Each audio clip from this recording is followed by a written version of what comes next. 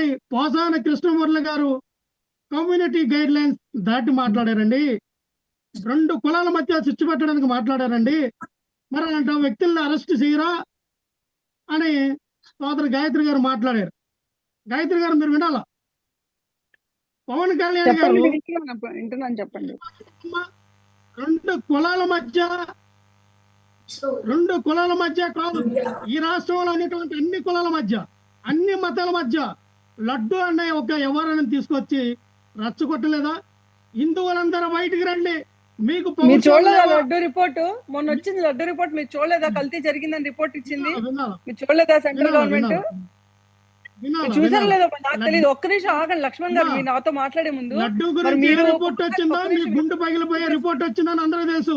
మీ మాడు పగిలిపోయింది ఆల్రెడీ. చంద్రబాబు నాయుడు గారికి, ఇదే పవన్ కళ్యాణ్ గారికి కింద మీద పగిలిపోయింది, మీరు కంగారు పడవలసిందా? మీరు వెయిట్ చేయాలా? మీరు వెయిట్ చేయాలా? గాయత్రి గారు మీరు మాట్లాడినప్పుడు నేను మాట్లాడాలి. వెయిట్ చేయండి. గాయత్రి ఇస్తాను, ఇద్దరు మాట్లాడితే అర్థం కాదు. కింద మీద ఆల్రెడీ మీకు పగిలిపోయింది, కింద మీద ఆల్రెడీ మీకు పగిలిపోయింది, ఇంకేం మాట్లాడతారు? ఆగాల. మీరు వెయిట్ చేస్తే ఆల్రెడీ పగిలిపోయింది కదా వచ్చిన రిపోర్ట్ తోనే. మీరు ఎందుకు వెయిట్ చేయాలి కదా గాయత్రి గారు? తొందరపడిపోతే ఎలాగా? మనం అన్నింటికి తొందరపడిపోకూడదు. తొందరపడితే మన వీడియోలన్నీ బయటకు వస్తాయి, పెన్ డ్రైవ్లన్నీ బయటకు వస్తాయి. ఎందుకు కంగారు పడాలి? మనం కంగారు పడకూడదు కదా, వెయిట్ చేయాలి. మీరు అంటే ఇక్కడ అంటే వర్మ గారు ఖచ్చితంగా ఇదే పవన్ కళ్యాణ్ గారు. మరి ఆ రోజున మరి మతాల మధ్య, కులాల మధ్య అంతా ప్రసంగం చేసి సాక్షాత్తు ఈ కలియుగ దైవమైనటువంటి వెంకటేశ్వర స్వామి గుడిద తిరుపతిలో అంత ప్రసంగం ఇచ్చినప్పుడు మీరు వెళ్ళండి తన్నండి, క్రిస్టియన్స్ మీరు వెళ్ళండి తన్నండి, మైనార్టీలు అన్నప్పుడు అది రాజ్యాంగ ద్రోహం కాదా? ఒక రాజ్యాంగబద్ధమైనటువంటి పదవిలో ఒక మినిస్టర్గా ఉన్నావు, ఈ రాజ్యాంగబద్ధం కానటువంటి డిప్యూటీ సీఎం పదవిలో ఉన్నావు, ఒక హోదాలో ఉన్న వ్యక్తి నువ్వు ఆ రేంజ్ లో స్టేట్మెంట్ ఇస్తే, ఇదే ఆంధ్రప్రదేశ్ రాష్ట్రంలో అదే మత కులాల రేగి కుల మధ్య కులాలు అయితే ఎవరు బాధ్యులండి? ఏ పవన్ కళ్యాణ్ గారిని ఏ తిహార్ జైలుకి తీసుకెళ్లాలా? ఏ అండమాన్ నికోబార్ దేవాల్లో పెట్టాలా? ఏ అమెరికా పంపించాలా? రష్యా పంపించాలా? రష్యా పంపించాలి. వాళ్ళ అత్తగారు ఊరే కాబట్టి, అత్తగారు దగ్గరుండి చూసుకుంటారు కాబట్టి పవన్ కళ్యాణ్ గారు రష్యా పంపించేస్తే సరిపోద్ది.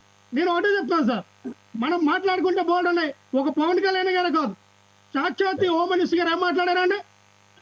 ఈ రోజు కూడా ఏమన్నారు? మేము తెలుసుకుంటే 1 by 1 ఇంకా అరెస్ట్ అవుతూ ఉంటాయి, మేము అందరినీ అరెస్ట్ చేస్తాం, బుక్లో రాసుకున్నాం, మీరు తట్టుకోలేరు అని చెప్పినటువంటి హోమ్ మినిస్టర్ గారు. అంటే మీరు భయపడతా ఉన్నారు, ప్రజలు భయపడతా ఉన్నారు. మీరు ప్రమాణ స్వీకారం చేసినప్పుడు ఏమని చెప్పారు? మాకు రాగద్వేషాలు ఉండవు, ఎవరి మీద ప్రేమాభ్యతలు ఉండవు, కులం లేదు, మతం లేదు, బంధుప్రీతి అశ్రయం లేదు అనేటువంటి ప్రమాణ స్వీకారం చేసినటువంటి ఒక రాజ్యాంగబద్ధమైనటువంటి పదవులు ఉన్నటువంటి వ్యక్తులు మీరు ఈ రోజున బెదిరిస్తారు. మీరు అందరూ బెదిరించేస్తారు. గతంలో ఏమన్నారు తెలుసా? ఇదే హోమ్ మినిస్టర్ వంగలపూడి అనిత గారు విజయమ్మ గారిని అమ్మ అంటారు, భారతమ్మ గారిని అమ్మ అని పిలుస్తారు. అంటే మీరు అమ్మ అంటున్నారంటే వాళ్ళకి మీ నాన్నగారు ఏమవుతారని అడిగారంటే అది బూతులు కాదు, అదేమో గరికపాటి గారి ప్రవచనాలు, చాగంటి కోటేశ్వరరావు ప్రవచనాలు, అవి బూతులు కాదు. ఇదే మరి అనిత గారు, మీ అనితమ్మ అన్నా, నేను అనితమ్మ నేను అన్నా, అమ్మ అనితమ్మ అన్నా, మరి నీకే వదిలేస్తున్నా ఏమవుతుందో అనేది. నేను ఆ మాట్లాడినోడతారు అన్నా.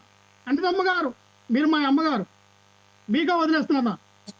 నోరు అదుపులో పెట్టుకుని ఎవరైనా మాట్లాడాలా? సాక్షాత్తు స్పీకర్ గారు ఏం మాట్లాడారండి? డైమండ్ రాని, రింగులు రాని, నా వయసు చూడు, నా సొగసు చూడు, నా వంపులు చూడు. ఏంటి సార్ అది? ఏం బాస్తారు అది? దానికేమో చంద్రబాబు నాయుడు గారు, పవన్ కళ్యాణ్ గారు పక్క అవి ఎంకరేజ్ చేస్తూ మీరు అలాగే మాట్లాడాలంటారా? ఏం మాట్లాడు సార్ అవి? అవేమన్నా సమాజంకి ఉపయోగపడే మాటలవి? అవే సమాజానికి ఉపయోగపడే మాటల? వాయిస్ రావట్లేదు.